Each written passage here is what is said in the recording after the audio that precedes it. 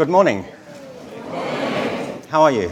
That was fantastic, wasn't it? How many of you go to church, by the way? Do you? It's interesting, isn't it?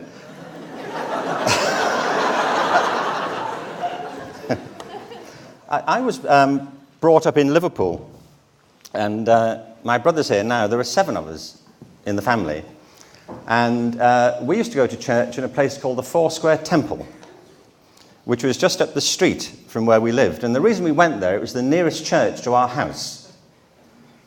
That was the extent of our theological commitment. It was the nearest church to the house. And we thought, why would we go past that church to go to another one? It's like going past Tesco's to get to Waitrose, we thought. And I used to go there. There were 7 of us. But when I was a kid, I was extraordinarily cute. It's hard to convey this, really. Until I was 4. What? Thank you, man. Thank you. Remember that was meant to be quicker? Do you remember?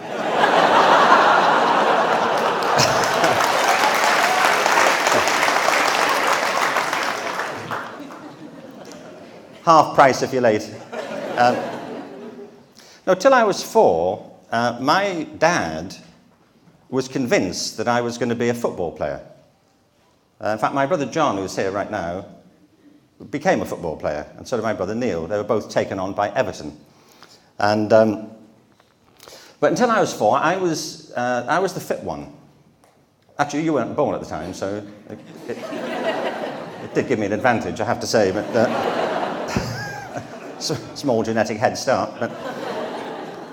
And then, my dad used to take me to the park, and I would find my way home eventually. The law was different then. And eventually, he was convinced that I was the one. I was very fast, muscular, very attractive as a child. And then, in 1954, there was this polio epidemic. Do you remember it, anybody? Major epidemic, you can read all about it. And I got it. I got polio at the age of 4. And that pretty much put an end to my career with Everton, as I couldn't walk properly and was actually paralysed for 8 months. So it ruled out my chance of getting in the team. It wouldn't now, by the way. I think...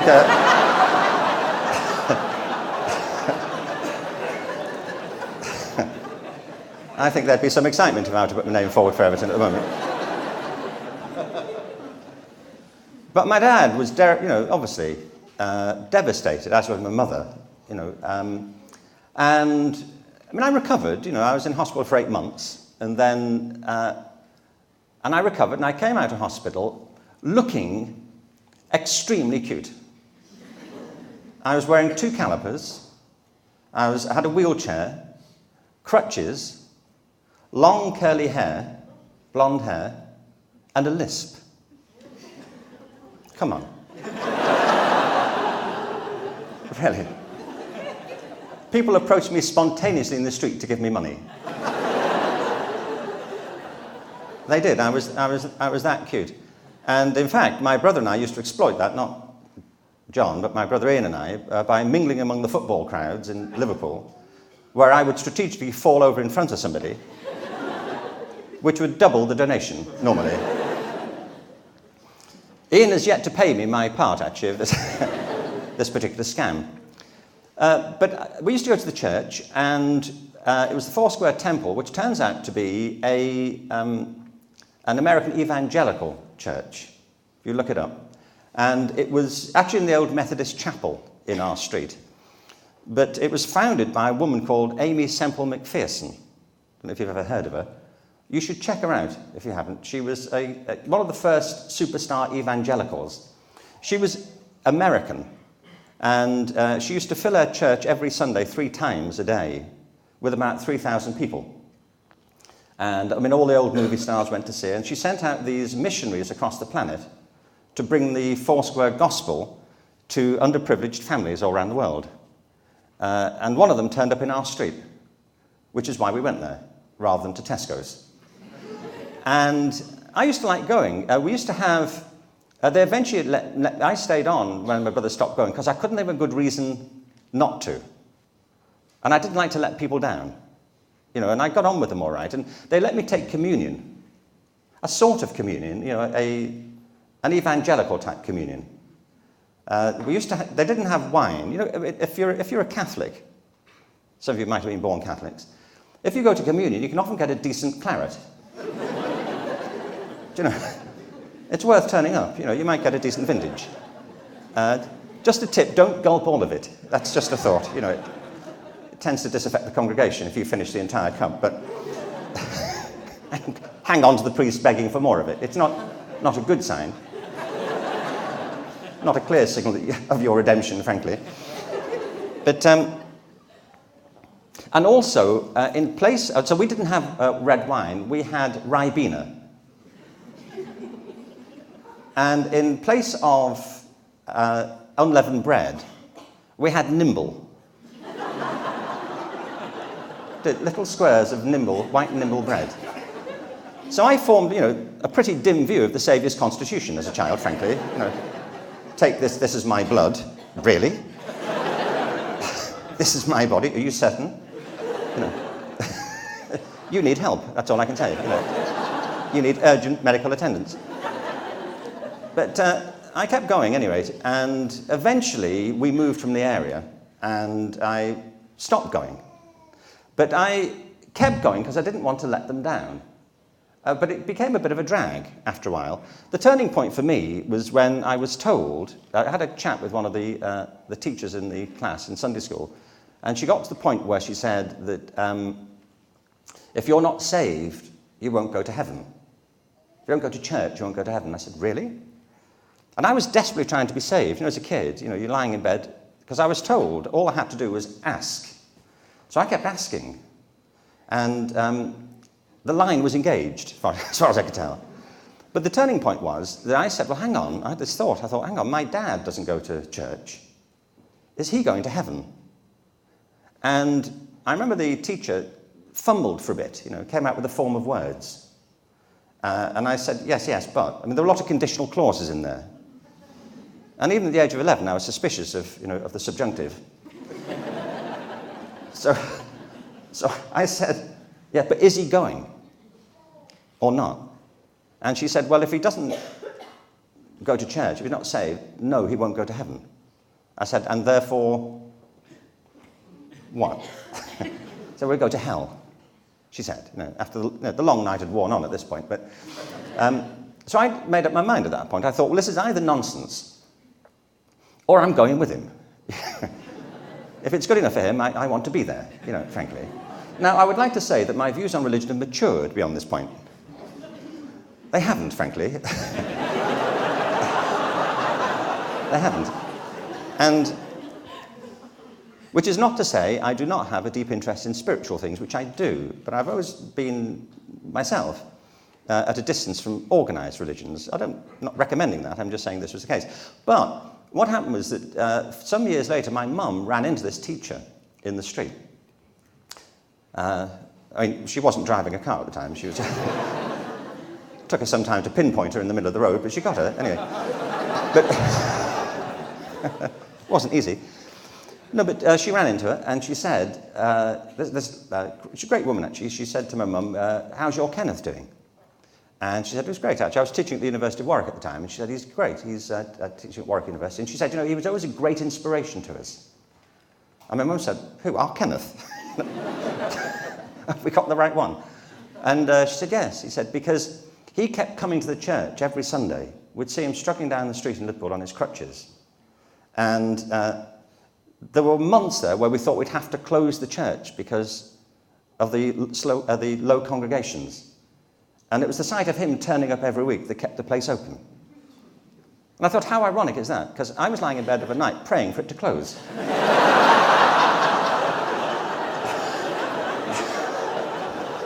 And I've never quite got over this idea that we're all, to some degrees, the author of our own fate. And if we'd only look around properly, we could reconstruct situations that we feel we're the victim of, but which we're actually personally creating. And I think this is true in a spiritual sense as well. And last year, a year and a half ago, do you care when this was?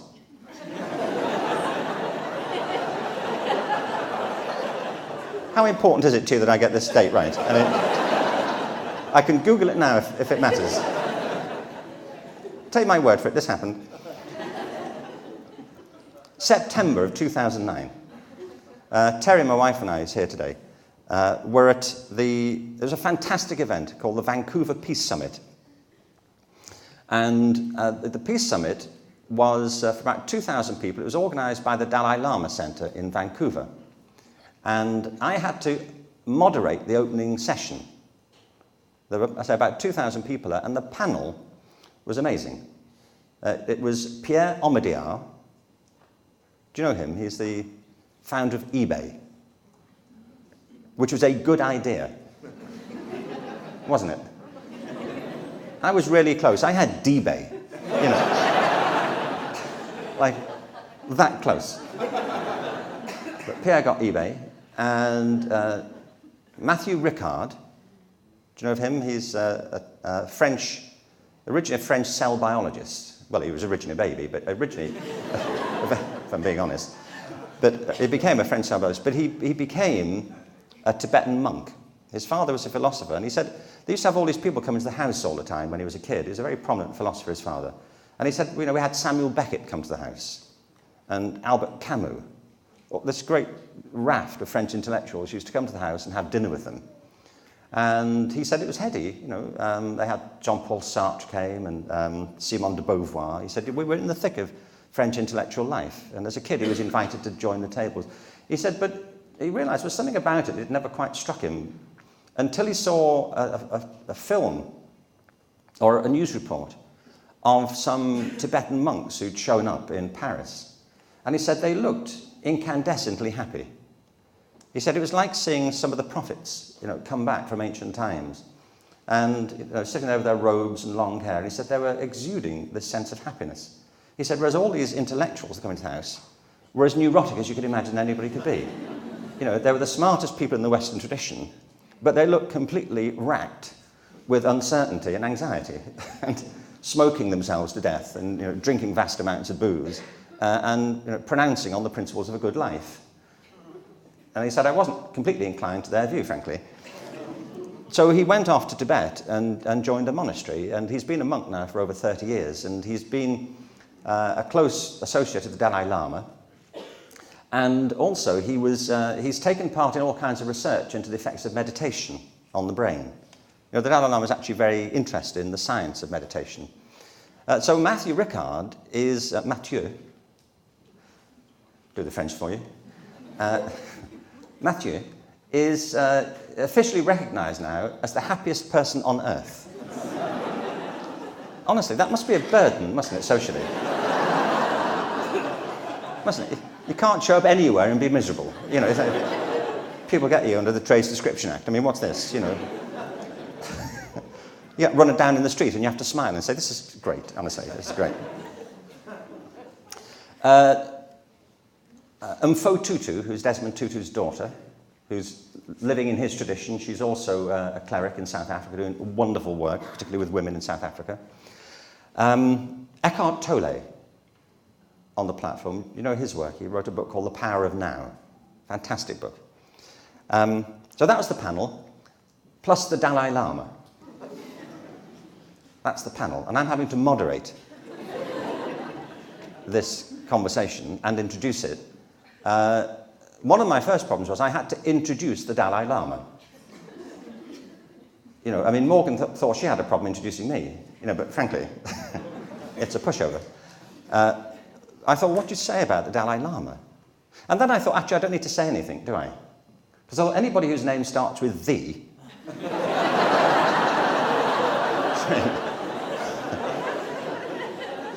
You're home and dry, aren't you, really, frankly? If you've managed to sneak the definite article into your name, I think, frankly...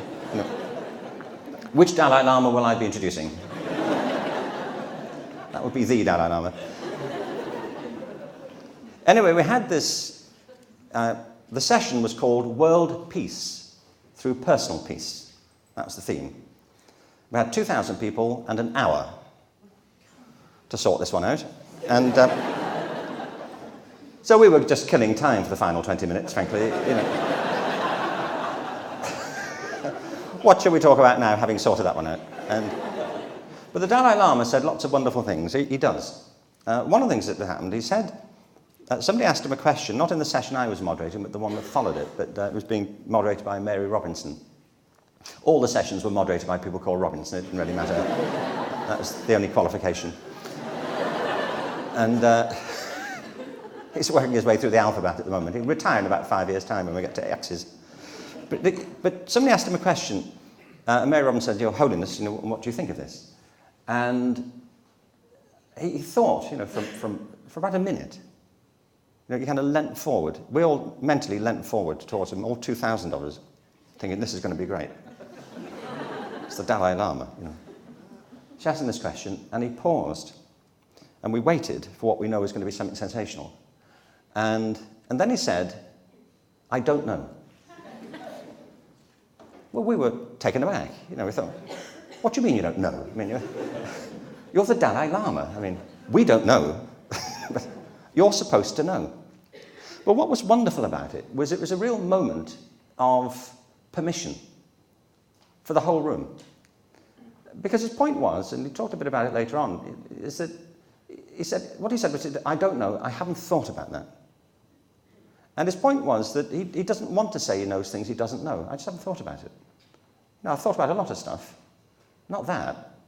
I was on a panel later on with him, with a physicist who won the Nobel Prize. And he was talking, in the briefing, he was speaking to Mathieu. And he said, what would the Dalai Lama think of Pascal? And Matthew said he wouldn't know anything about Pascal. He's one of the world's leading scholars of Buddhism.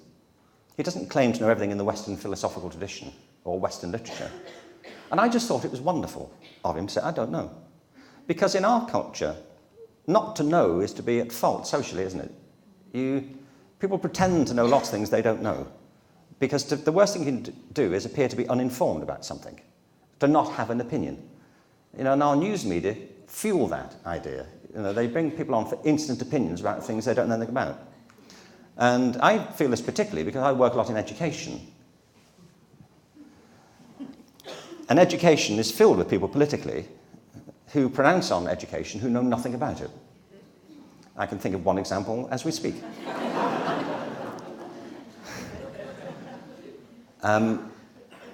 Michael Gove, I'm thinking of, by the way, in case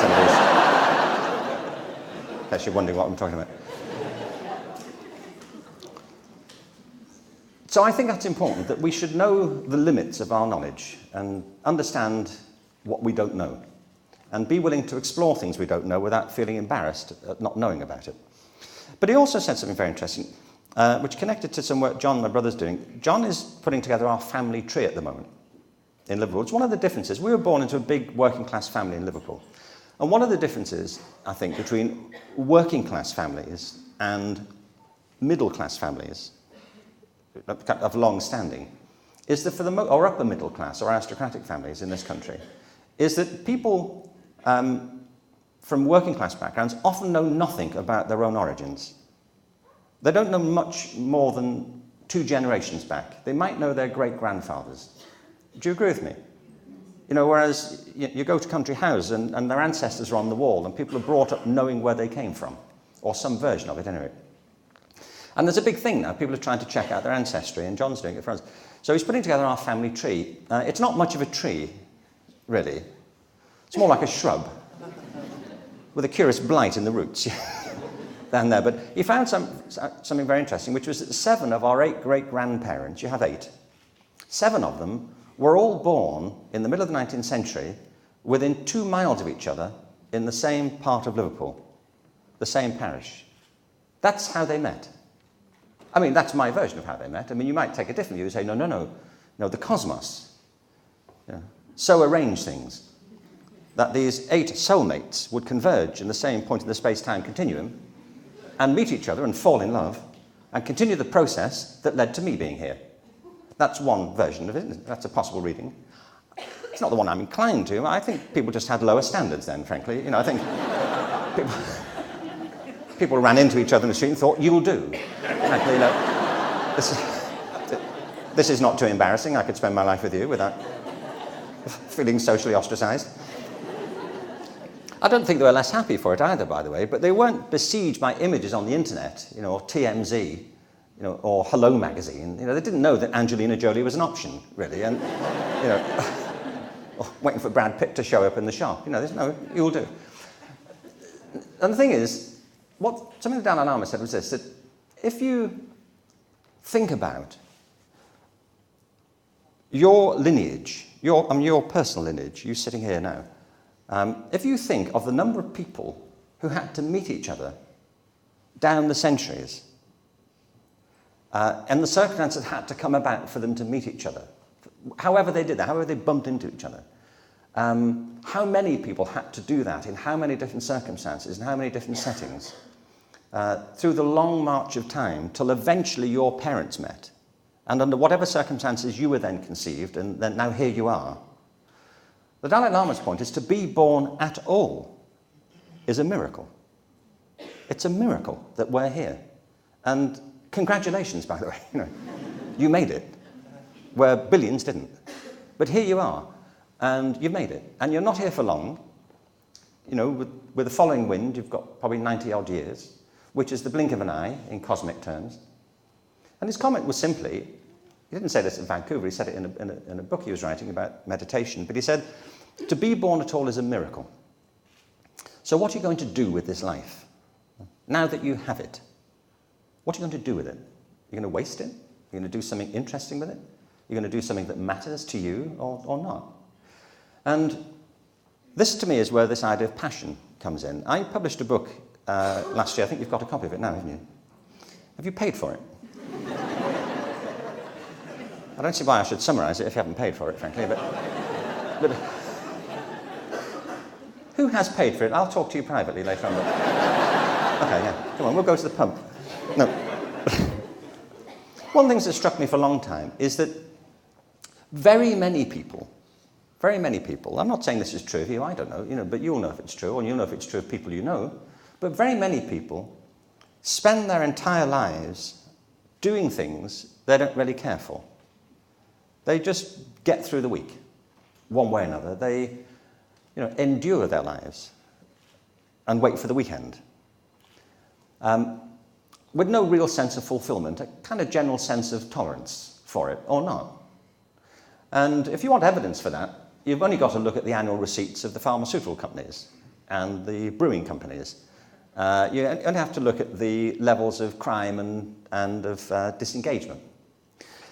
I think of this as the other climate crisis. We've become used to the idea that there is a crisis in the world's natural resources. There is. I mean, we needn't go into that now, but there was a group of geologists published a report 2 years ago. Senior, well-respected geologists, and they believe that for the past 200 years, geologically, the planet is in a new period called the Anthropocene. And they say that geologists would recognize in the geological record a distinct and new phase since the last ice age. If you just look at the geological record. They mean, for the first time in history, a geological age which has been caused by the activities of human beings, the Anthropocene.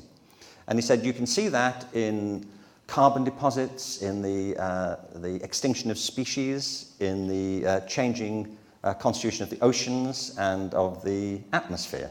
Human beings have made an indelible geological imprint on the planet. And, we don't know, frankly, what the outcome of this is likely to be. But I think there's another climate crisis, which is a crisis which is connected to it of human resources as opposed to natural resources, or in addition to natural resources. What I mean is that most people have no idea what they're capable of. No real sense of their talents or their abilities. And very many people therefore conclude they don't have any. There's nothing special about them. And my conviction has always been to the contrary, that we're all born with deep talents and abilities. If you're a human being, it comes with the kit. I'm convinced that the most distinctive feature of human life is this power of imagination. I don't know how many of you got animals or dogs, but including dogs, that is. In case you think I don't know what an animal is. Animals or dogs. But if you take a small baby into the garden, preferably one that you know, and with the permission of whoever the parent is, if you run away with a small baby and at night and point at the moon, the baby will look at the moon. If you take your dog into the garden and point at the moon, the dog will look at your finger with an expression of irritation, in all probability. And the difference is that human beings are born with expansive imaginations and a sense of reference and possibility. We get that. We get that you can mean things. You know, biologically, we're probably evolving at the same rate as every other species on Earth. But culturally, we're in a completely different category. I mean, if you have a dog, you know that culturally, they're not changing much, are they? Are they? Not really. I mean, if you don't have to keep checking in with dogs, do you, to see what's new? You know, like, what's the latest thing with you people? You know, what are you up to now? Pretty much what we're always doing, honestly. Is, would you excuse me while I urinate on this chair? We've got past that, haven't we, on the whole? Well, speaking personally, but with human beings, there's always something new. We're always on to something, because we have not just this power of imagination, but what flows from it, which is the power of creativity, the ability to produce things, to make new things. And we're all born with that. Like we're born with the power of language and the power of thought. It comes with the kit. But some people discover their unique and individual abilities, and some don't. And those who don't often conclude they don't have any.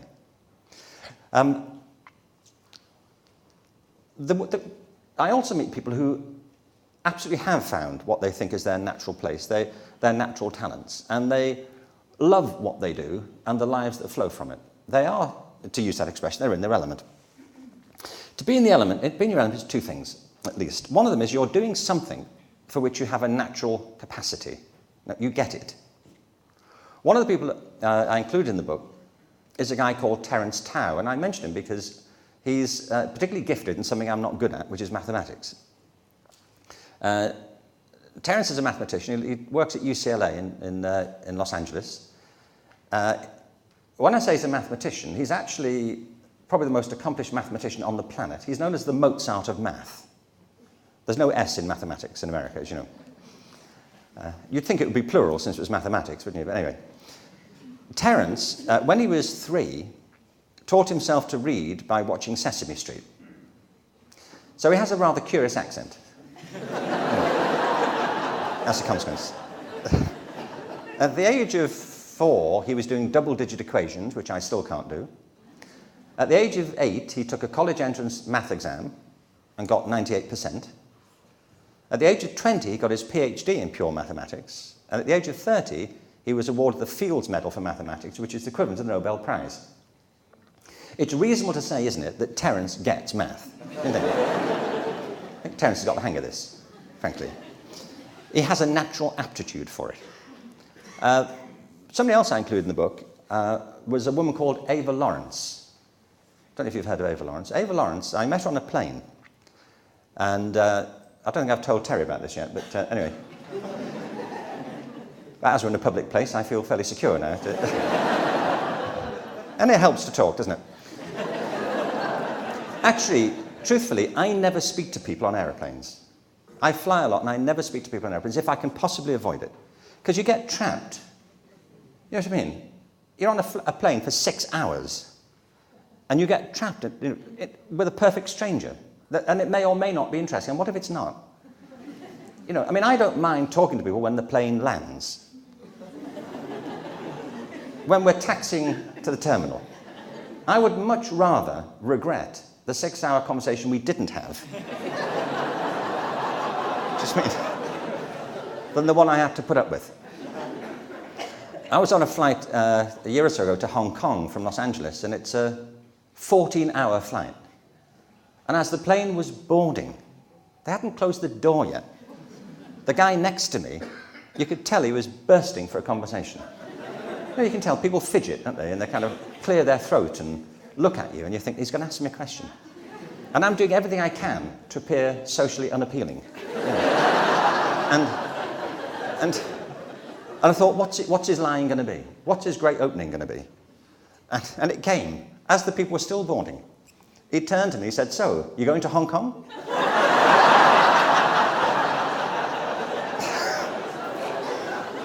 I said, yes. Yes.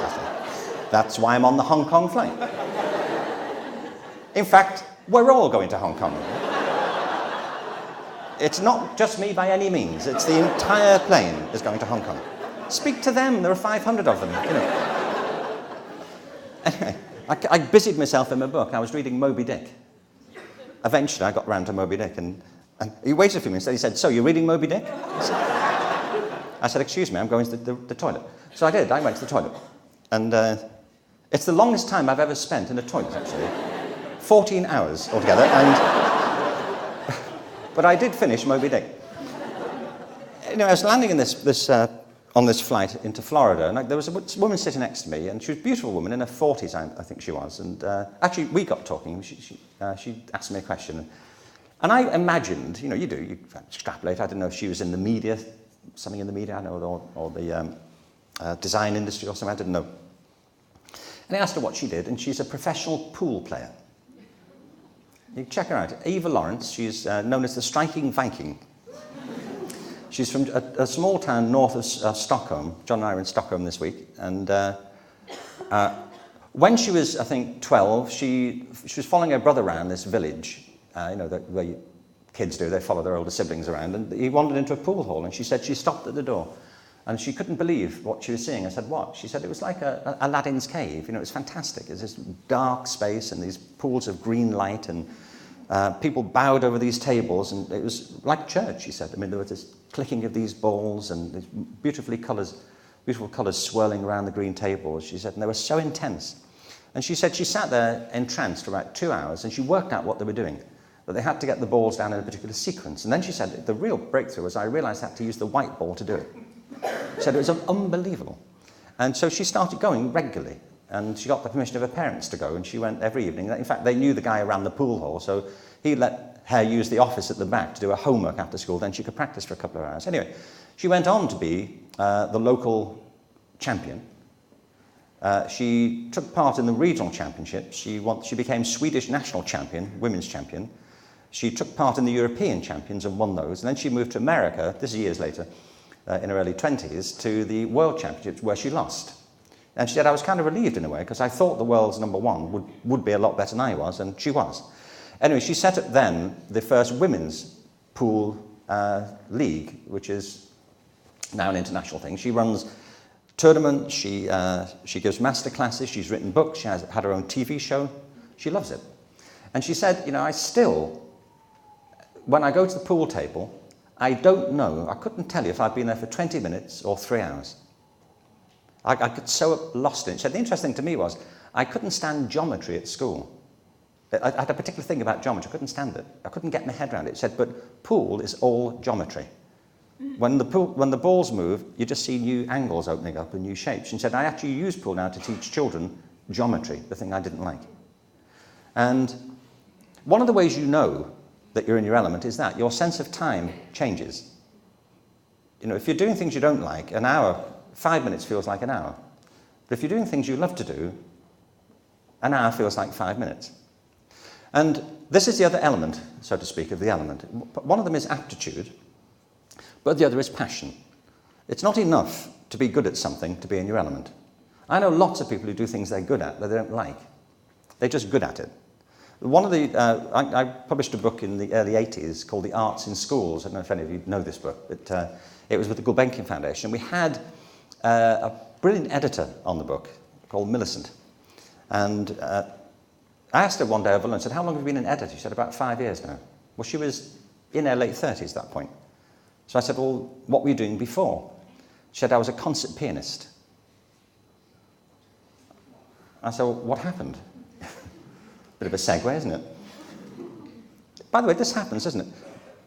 We're being brought up with this idea that life is linear, haven't we? This is an idea that's perpetuated when you come to write your CV. You know, that you set out your life in a series of dates and achievements in a linear way, you know, as if your whole existence has progressed in an ordered, structured way to bring you to this current interview that you're having at the moment. And it all gives the impression that we're in control of what we're doing, and that our life was not the random series of chaotic events that you don't want to present to a prospective employer, do you? You know, my life was a mess right until now, frankly. And I mean, I look at my CV occasionally, and I think, I didn't plan this. I didn't. I mean, I didn't think when I was walking, you know, to the Foursquare Temple in Liverpool, if it all goes well, you know, one day I'll be at the Conway Hall, you know, talking at the School of Life. You know, you don't plan things like that, do you? I mean, you take opportunities and you respond to them. But you take them more willingly if they correspond to your own attitudes and sensibilities. So I said to Millicent, asked her, you know, why had she taken this well-trodden path from being a concert pianist to being a book editor? And she said what happened was she was giving a concert at in the Purcell Room on the South Bank. And at the end of the concert, she went off for dinner with the conductor. And the conductor said, you were brilliant tonight, Millicent. And she said, well, thank you very much. And there was a pause, and then he said, but you didn't enjoy it, did you? She said, enjoy what? She said, the performance. She said, no, not especially. He said, do you enjoy it? She said, what, performing? He said, yes. He said, no, not really. I suppose, not really. He said, why do you do it then? And she said, well, I suppose because I'm good at it. And he said, you know, being good at something isn't a good enough reason to do it. Not to spend your life doing it. And she realised what happened was that she'd been born into a musical family. She'd shown a talent. She'd taken all her Guildhall exams. She'd gone to a musically based school. She went to the Royal College of Music, where she did a music degree. And then she did a doctor of music degree. And then she said, as the night follows the day, I progressed onto the concert platform in my mid-20s. And nobody stopped to ask me if I wanted to do it. And she said, and I didn't ask myself. I just took it for granted that that's what my life was going to be. And she said, it was only when he asked me that I realised that I didn't like it. You know, my whole life, she said, the thing that I've loved to do is books. I love reading books, I love writers, I love being with writers, I love the literary culture. And she said, I crammed it in wherever I could, but I never thought that was an available life for me. And I decided there and then that I was going to do the thing I wanted to do. And she said, at the end of that season, I closed the piano lid, and I've never opened it since. And I've lived in the world I wanted to be in. I've been writing and working on books. She said, I've never been happier. Never poorer, but never happier. And that's the thing, that being in your element doesn't necessarily entail, you know, financial riches. But it does offer you a much surer guarantee of some sort of spiritual fulfillment. And I use the word spiritual advisedly. When I say I have some reservations about organised religion, that's just a personal thing. But not about spiritual things. And what I mean by spirit is that sense of what animates your life. You know, we use this term all the time in everyday life. We talk about being in high spirits or low spirits. We talk about being lifted up or down.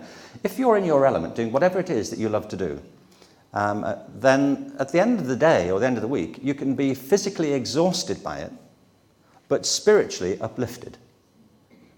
But if you're doing things you don't care for, at the end of the day, you can feel physically fine, but down, and needing to lift yourself up again. And in the end, it's about energy. That's all life is, isn't it? It's about energy. It's what stirs your energy, what encourages it, what fuels it, and what takes it from you. And I find that if you're doing things that you love to do, if you're in your element, if you're following a passion of some sort, that you get energy from it. Some activities take it from you, don't they? You spend your life doing something and you feel that it's drained you.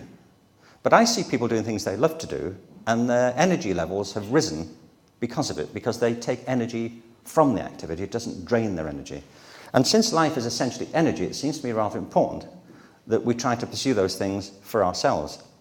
And the book is about that, and it's also about the importance of creating the conditions under which that will happen. When I talk about there being another climate crisis, I think it's because so many people have denied themselves that possibility. Now, it doesn't follow that you know what this is in your case. I know a lot of people have stumbled across the things they love to do and have taken the opportunity when it's arisen. Other times, they've been helped by other people who've seen their talent before they saw it. In almost every case, there are mentors, somebody out there who supported and helped you. One of the people in the book, this is a final example, is a guy called Bart Connor. Have you heard of Bart Connor? Bart Connor lives in Norman, Oklahoma. I do a lot of work in Oklahoma these days, and on this creativity initiative that's happening across the state.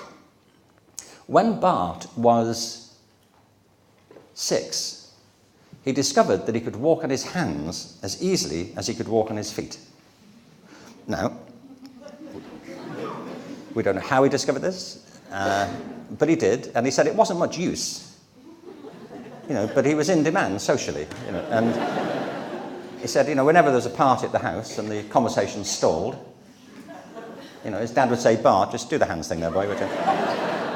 And the conversation would pick up again. And then he found he could walk up and down stairs on his hands as easily as on his feet, and he's done it for me. It's a longer story, I can't go into it, but anyway, nobody thought much about this. It was just Bart's party trick. But his mother did. And when he was 8, he said his mother spoke to the school he was at, and with the school's permission, took him downtown in Morton Grove, Illinois, to the local gymnastics center. And he said, I'll never forget the feeling when I walked into this gymnasium. I said, why? He said it was like a mixture of Santa's Grotto and Disneyland. I said, really? He said, yes, it was intoxicating. Intoxicating. I said, why? What way? He said, well, there were wall bars, there were ropes, there were trampolines, mats. So it was intoxicating.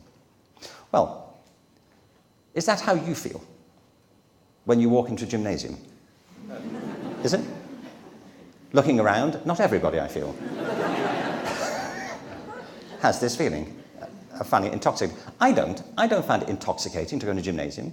On the contrary, I need to get intoxicated if I get within 50 yards of a gymnasium. Anyway, he went in and he started going every day because it was something he could do and he loved it.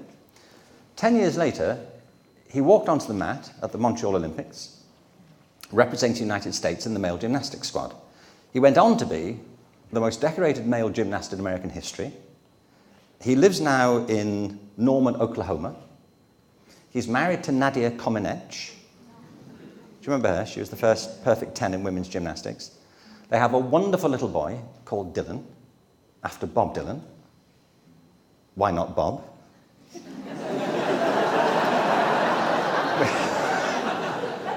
We don't know. It's what comes of spending your life upside down, probably. But anyway,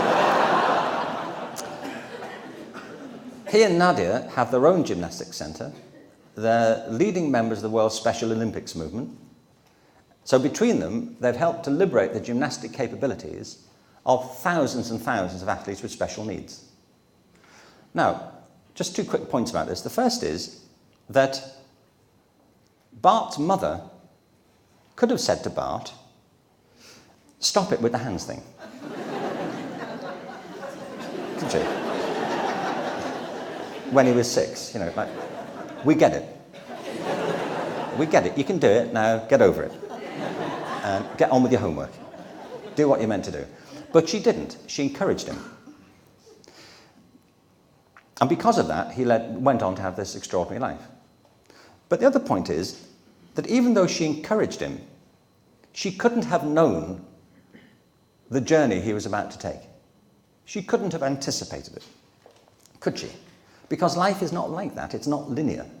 When you follow your interests, when you connect with your own true energy, your life takes a different path. New people come into it. New opportunities are created. You affect their lives and they affect your lives. It's a process of reciprocity. It's something Joseph Campbell said. I mean, his expression is about following your bliss. But he means the same thing, essentially, which is if you do that, opportunities open up that weren't there before and that other people wouldn't have had, because this is your life that's opening up. I'm sure that Bart's mother didn't think, here's Bart, he's 6, He can do this hands thing. There's this girl in Romania, I believe, and I have a Bob Dylan album. It's a natural. It's a natural. And the reason is that we create our own lives. We create it for ourselves. It's the gift of human life, that you're not committed to a single course. You can change course. You can create and you can recreate your life, and you're more likely to do that if you tap into the thing that you find motivating and fulfilling than not. Because in the end, it's simply that. It's about energy. It's the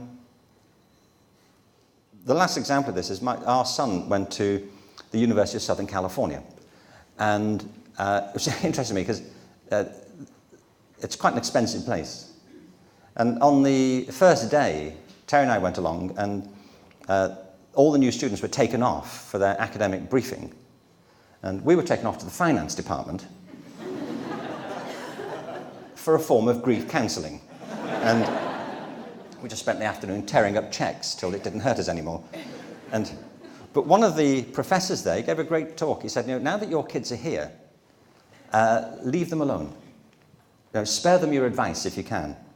And he said, because you don't know what they'll discover about themselves while they're here. And he said, he gave the example of his own son.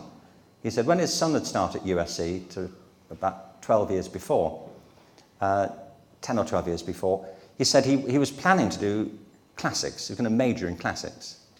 And he said, we were a bit worried about that because we thought, what type of a job would you get with a classics degree? He said, so we're really relieved when at the end of the first year of college, he came home and said, Mum and Dad, I don't think I'll do classics as a major. He said, okay. Trying to suppress our enthusiasm for this decision. He said, great. He said, why is that? He said, honestly, I don't think it's going to be very practical. He said, right, okay. He said, I think I'm going to do something else that'll be more useful. He said, great, what's that? He said, philosophy. And he said, so we pointed out that none of the big philosophy companies were hiring at the moment. The job market was a bit sluggish in philosophy. And he said, anyway, he went back and he did a year's philosophy, but he ended up majoring in art history. He said, and if I tell you that here we are, 10 years later, he has a job in a major auction house. He travels the world. He makes good money, but enough for himself. He loves the life he leads and the people he leads it with. And he couldn't be feeling better about how this has turned out. And he said the reason he got the job was because of his knowledge of art history, his grounding in ancient cultures, and the intellectual training that came with his philosophy program. He said, but if he'd gone into USC and we'd said to him, look, here's the plan. Why don't you do philosophy, art history, and classics? And you never know. 10 years from now, there may be a job in an auction house. It could just line up that way. And I say it isn't that way because of the essentially creative nature of being alive, of being a human being. And to me, it's an essential principle. It's why I argue so hard about reform in education, because our education systems are based on a linear mode of production. And it's, I believe, why so many people end up feeling detached from their own talents, because they've been through an education system that prioritizes certain types of talent and marginalizes the vast majority of other ones. And if you're not good at certain things, like if you're not good at mathematics, you're assumed not to be good generally. And for me, it's why we have to argue for a transformation in education systems, but not just that, but also in our workplaces. But it begins with transformation of ourselves. It's something that the view that we came to the Vancouver Peace Summit was that there's something the Dalai Lama said, you cannot promote world peace if you are angry. It's as simple as that. It's Gandhi's point. You have to be at peace with yourself, not complacent with yourself, but at least at peace with your own possibilities. And as Gandhi said, you have to be the change you want to see in the world. You can't promote things to which you are insensitive. It's why so many teachers have a problem promoting creativity, because they themselves aren't in touch with their own creative possibilities, and why that's a bigger hill that we have to climb. But in the end, I think it comes back to what Carl Jung said. He said that I am not what has happened to me as a human being, I am what I choose to become. It's the same point George Kelly made when he said that nobody needs to be the victim of their own biography. And as Jung said, you're what we choose to become. And as a human being, you're born with a lot of choices. And I think for our own fulfillment, and for the fulfillment of the people around us, we should be sure to explore them and make the right one. Thank you.